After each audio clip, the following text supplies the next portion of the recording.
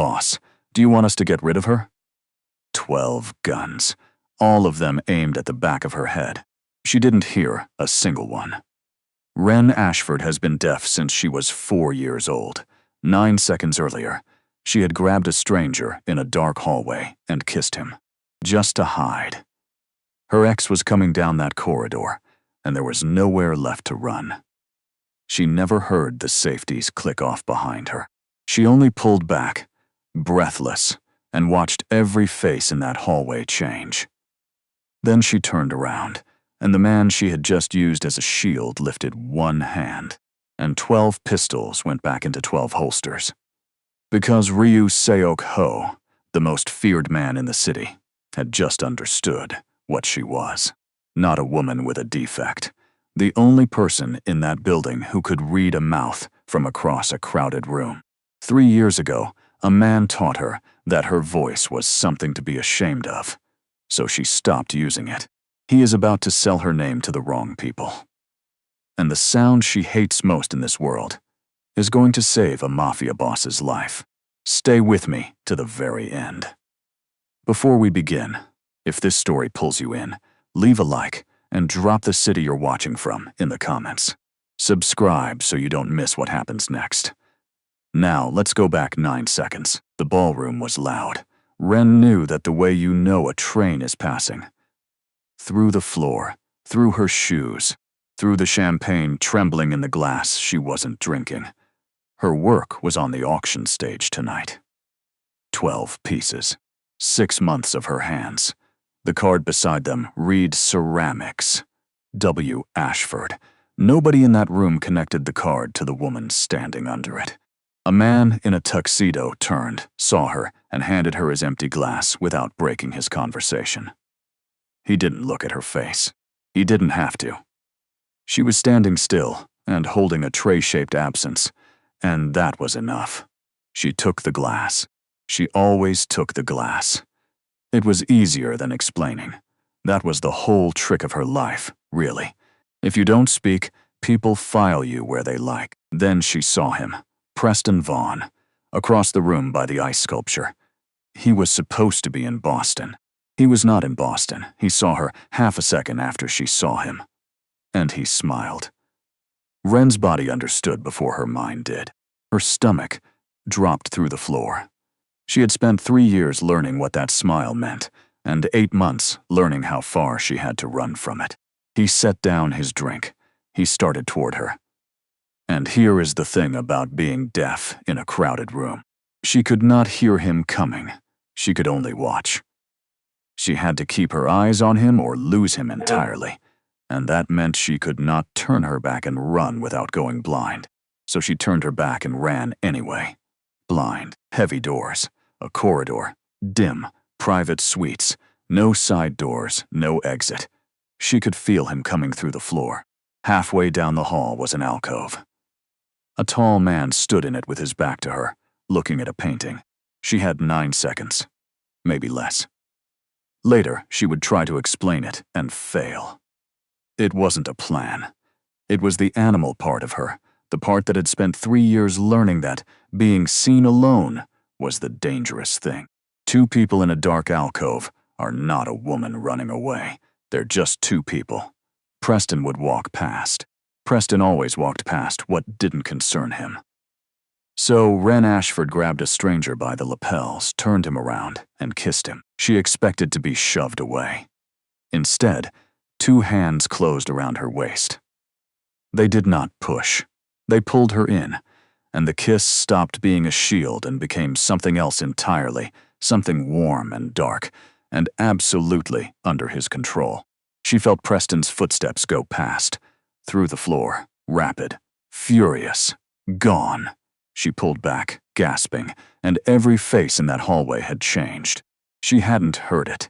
Not the safeties, not the boots, not the 12 men who had stepped out of the shadows the second a stranger's hands touched their boss. She turned around slowly, 12 pistols. All of them pointed at her head. The scarred one at the front spoke. She read it right off his mouth, clean as print. Boss. Do we get rid of her? She should have screamed. That's what people do. She didn't. She just looked. From the guns to the man behind her. And she took him in the way she took in everything. Fast, total, professional. Because that is what you do when the world takes half your information away. You learn to steal the rest with your eyes. Tall. Korean. Tattoos coming up out of his collar and across the backs of his hands. And eyes so still they looked painted on. He raised one hand. 12 pistols went away. Then he said something to her. She watched his mouth. She caught most of it. You didn't flinch when they drew. She shook her head slightly. And then, because she had spent her whole life being spoken at, she pointed at her own ear. Then made a small flat gesture. Nothing there. He went very still. He looked at the guns. Then at her. And she watched the exact moment he understood. She had not been brave. She simply had not heard. And then he did the strangest thing. He tilted his face fully toward the light, so she could see his mouth better. Nobody had done that for her in years. She ran anyway. She got 2 stisps. Then she felt vibration through the floor. Someone moving fast, and she braced for a hand on her arm. The hand never came. She looked back. The scarred man had started after her, and the boss had stopped him with 2 fingers. Just 2 fingers. He hadn't even looked. The boss was watching her, and he did something with his hand. It took her a second to place it. Go. He was telling her to go. So she went, through the ballroom, past her own unsold work, out into the rain. She did not see him touch his own mouth as the doors closed behind her. She did not see the look on his face. Here's what she couldn't have explained to anyone in that hallway. Wren Ashford could speak. She had always been able to speak. Her voice was simply not shaped the way hearing people expect a voice to be shaped. A little flat, a little unplaced. The vowels landing in the wrong rooms. Her mother had loved that voice. And then, at 26, she met a man who winced. Not the first time. Preston was too clever for the first time. It came in layers over 3 years. Say it again, sweetheart. Then, never mind, it's not important. Then, at a dinner party, laughing, to a table of his friends. You get used to it. And finally, on a night she still couldn't think about directly. Nobody wants a girl they have to repeat themselves for, Wren. I'm the only one who'll ever put up with it. Try to remember that. She stopped speaking out loud 8 months before she left him. And when she left, she didn't start again. Silence was the one room he couldn't follow her into. Her studio was 3 streets from the water. Concrete floor, kilns, shelves of gray-green pots. It was the only place she could feel a whole conversation. Clay talks through your hands. Wheels talk through the floor.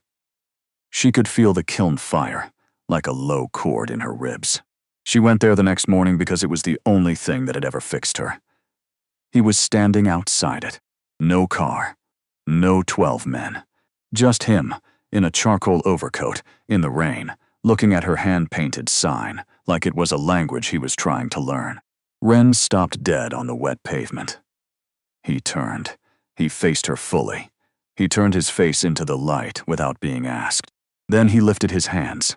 Clumsy, brand new, plainly practiced badly in a mirror at 4 in the morning by a man who had never asked anyone for anything. And he signed, H-E-L-L-O, finger-spelled, wrong-handed, terrible. Wren stood in the rain and felt something break open in her chest. Inside, she gave him a towel and a cup of tea he didn't drink. She typed on her phone and turned it to him. You learned 4 letters overnight. 5, he said. She caught it. I learned 5. The 5th one is your name. I got it from the auction card. You had me looked up. I had everyone in that hallway looked up. You were the only one I wanted the file on. Why? He was quiet. He turned his cup around on the table once. Insane. Because for 20 years, he said, I have run a business that works entirely on hearing what people say when they think I am not listening. He looked up. Last night, a woman put her hands on me, and had 12 guns pulled on her, and did not blink, because she could not hear them. And then she read my man's mouth from 6 feet away and understood a death sentence before I did. He leaned forward slightly. "Miss Ashford, do you have any idea what you are?" "A liability," she typed. "No," he said. "You're the sharpest thing in the room. And nobody in that room noticed you were there. What do you want from me?" "A job," he said. She actually laughed. It came out as air, no sound, the way her laugh always did. "2 weeks from now I have a sit-down," he said. 4 families, 1 long table. Everyone will smile at me and lie, and I will hear all of it, and none of it, because they will be very careful about what they say. He paused. But they will not be careful about what they mouth to each other across the room. Because nobody at that table has ever, once in their lives, considered that someone might be reading. "You want to use me?" "Yes." "At least you said it." "I will always say it," he said. "You have had enough of men who don't." She looked at him for a long moment. "And if I say no, then I get in my car and you never see me again." He set the cup down. "But I'd ask you to say yes, not for the money." He turned his face into the light again. She noticed he did it every single time now, without thinking. "For the part where you sit in a room full of powerful men and know more than all of them." That was the sentence that did it. Not the money.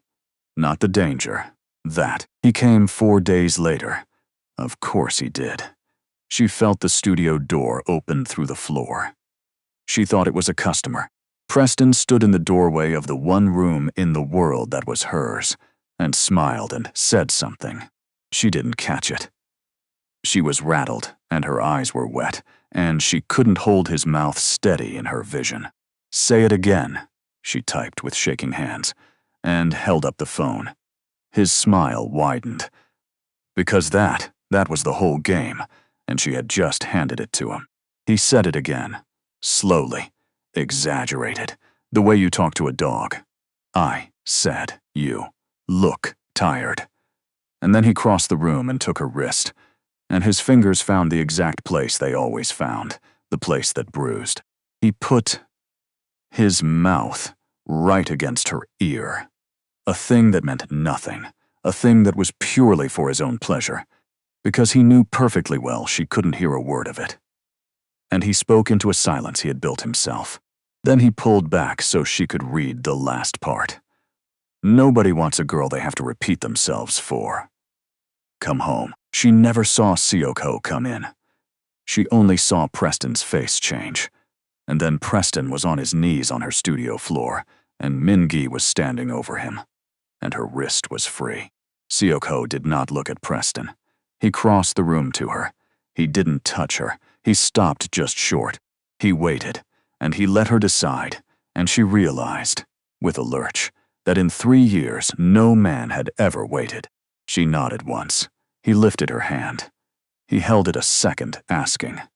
Then he pressed her palm flat against his own throat, and he spoke.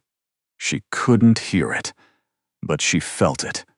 The whole low weight of his voice moving under her hand, a slow rumble like a kiln coming up to heat, and she closed her eyes and felt him say it twice, 3 times, so she could catch the shape.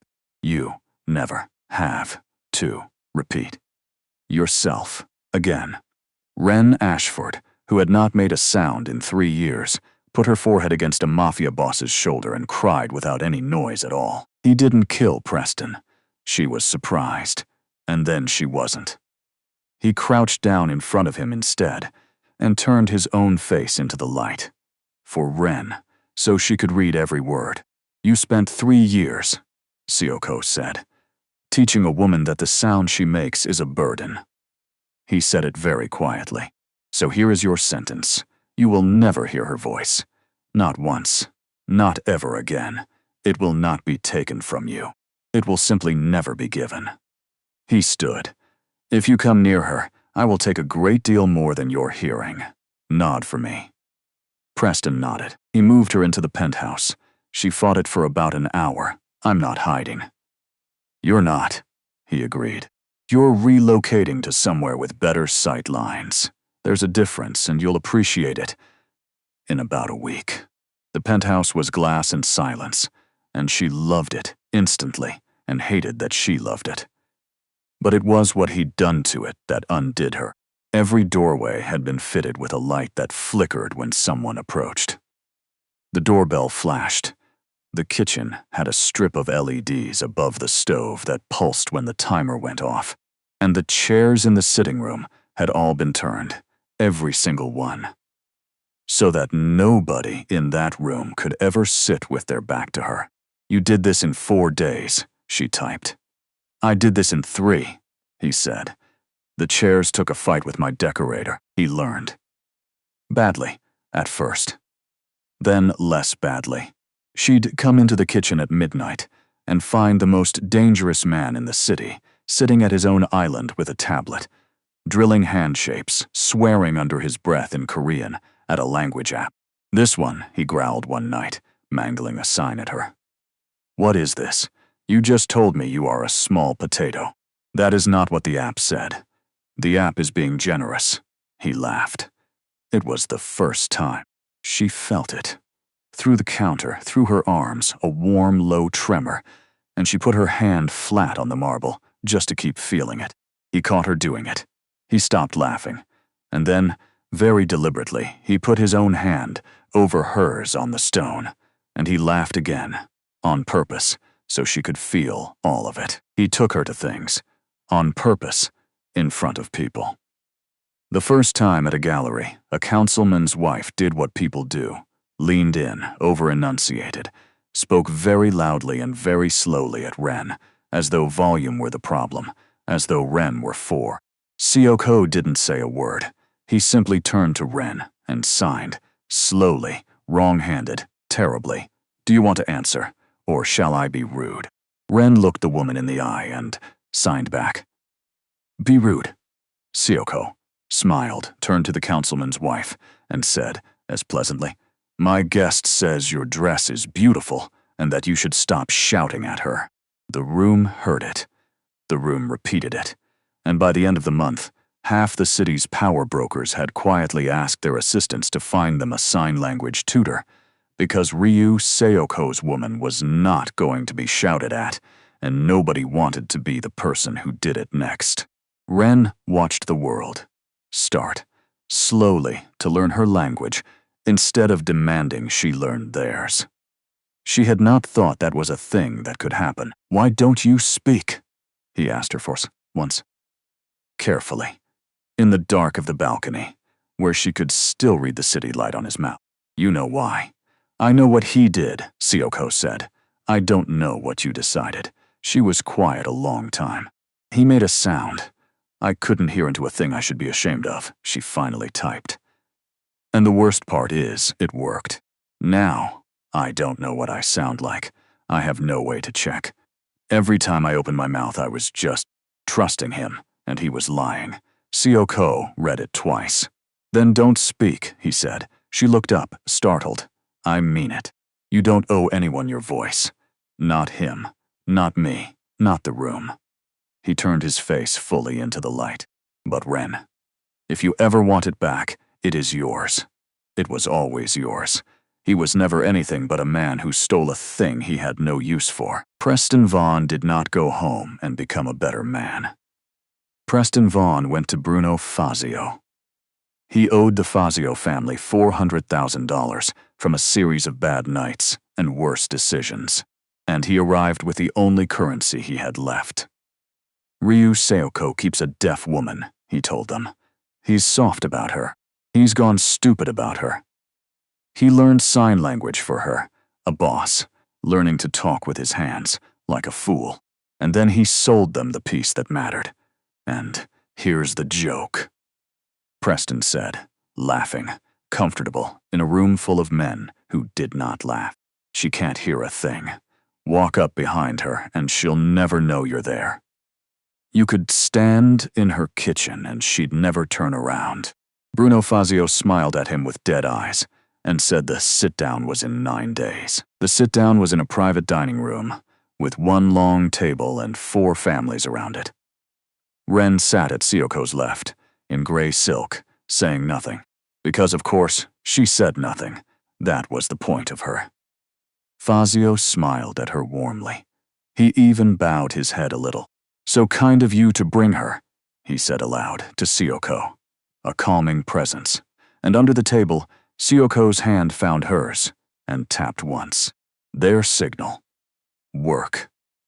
So Wren Ashford did the thing that everyone at that table would have paid a fortune to be able to do, and that not one of them had ever imagined was possible. She sat perfectly still, looked politely at nothing, and read every mouth in the room. 2 of Fazio's men were standing at the back wall, 30 feet away, behind everyone. They were relaxed. They were bored. They were talking to each other the way men talk, when there is a whole room of noise between them and anyone who matters. They were not whispering. They didn't need to. Wren watched the taller one's mouth move, and the words assembled themselves in her head, as clean as a printed page. When the dessert plates come, 2 by the kitchen door, 2 behind the boss. Fazio scratches his ear. We go. Her blood stopped. She did not move. She did not turn her head. 3 years of being invisible had made her very good at not moving. She let her hand drift under the table, found Seok-ho's, and tapped twice. Their other signal. Danger. And here is where it all nearly ended. Because Wren could not say it. She could not lean over and whisper it in his ear. The room would see her do it. She could not sign it to him under a table, where 4 rival families sat watching every hand. She could not type it on a phone. The second she reached for a phone in that room, someone would put a bullet through the table. She had 30 seconds, maybe less. The dessert plates were already coming, and she had one silent instrument, and it was not enough, so she did the only thing left. She reached out and put 2 fingers on the back of Seok-ho's hand, and she spelled, tiny, hidden in the shadow of a napkin, in a movement so small it looked like nothing at all. Kitchen. Seok-ho, who 4 weeks earlier could not fingerspell his own name, read it. Bruno Fazio smiled down the table and lifted his hand and scratched his ear. Everything happened at once. Seok-ho was already moving, but he was moving toward the kitchen door, toward the 2 men she'd named, and Wren saw, in a single horrible frozen instant, the thing he could not.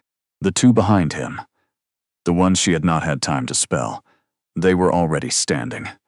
One had his hand inside his jacket, and Seok-ho's back was turned, and he could not hear them either. Not over a room of 40 men and a string quartet, and the crash of a chair going over, and there was no hand left to spell into, no napkin, no time, no signal, no silence that would save him. There was exactly one thing left in the world that could reach him. And it was the thing she had been taught for 3 years to be ashamed of. Wren Ashford opened her mouth, and she screamed. She had no idea what it sounded like. She had never heard her own voice, not once, not in 29 years. She only knew that Preston had taught her it was wrong. Flat and strange and shameful, a sound that made people wince. It tore out of her, and she couldn't hear a single second of it. But she felt it. God. She felt it, ripping up through her chest and her throat and her whole skull, enormous, a sound with weight, and she felt the table shake with it, and the glasses on it ring. Every man in that room turned. Seok-ho turned. He saw the 2 men behind him 1/2 second before they were ready, and 1/2 second was all that man had ever needed in his life. It was over in 9 seconds. 9 seconds. The same 9 seconds she'd once had in a hallway. The smoke cleared. The room was wrecked. Fazio was on the floor with Minji's knee in his back, and Seok-ho was standing in the middle of it, bleeding from a shard of glass above his eye, staring at her like she had come down out of the ceiling. He crossed the room. He didn't say anything. He couldn't, yet. He took her hand. She was shaking so hard she could barely stand, and he lifted it, and instead of pressing it to his own throat the way he always did, he pressed it flat against hers, and he turned his face into the light, and he said, so she could read it, "Do it again." She stared at him. "Say anything," he said. "Anything. It's yours." And Wren Ashford, 29 years old, silent for 3 of them, opened her mouth and made a sound she couldn't hear, and felt it move under her own hand for the first time in her life. She was crying. She couldn't stop. "It's beautiful," Seok-ho said. She read every letter of it off his mouth. Wren. It's beautiful. It was always beautiful. Here's what the 4 families understood by morning. Ryu Seok-ho had not survived because he was fast. He had survived because a woman that every single man in that room had looked straight through had been reading them all night, every mouth. Every word they were too careless to hide, because who hides anything from the deaf girl? They had put her at the table as furniture. She had sat there and taken the whole room apart with her eyes. And when the moment came and there was no signal at all, she had used the one thing they'd told her was broken. Bruno Fazio, who was still alive because Seok-ho wanted the city to watch what happened next, said one thing as they took him out. He said it looking at Wren, and he said it slowly, so she could read it. The only decent thing he did in his entire life. "Nobody told us," he said. "Nobody told us she could hear." "She can't," said Seok-ho. Preston Vaughn did not get shot. Wren asked for that, and she asked for it out loud, in the voice she was still learning to trust, and Seok-ho listened to it like it was scripture. Instead, everything he owned went away, quietly, legally, thoroughly. Every door in that city closed at the same time, and he never once found out how. Wren saw him one final time, months later, on a street. He was thinner. He looked hunted. He opened his mouth and started to say something to her. Completely insane. Something he'd clearly practiced.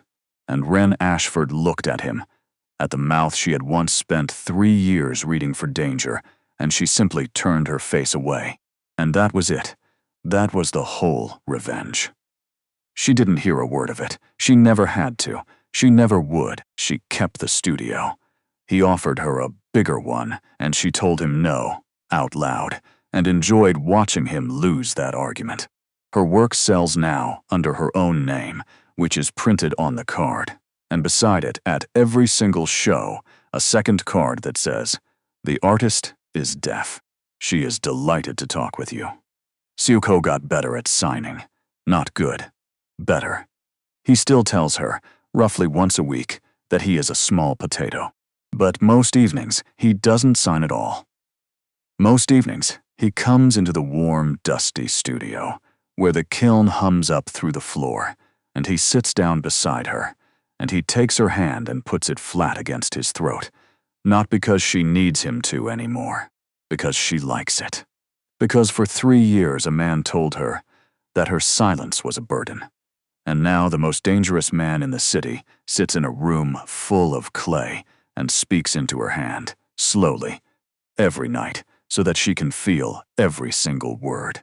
"Say something," he says, and she does. "So tell me what you think.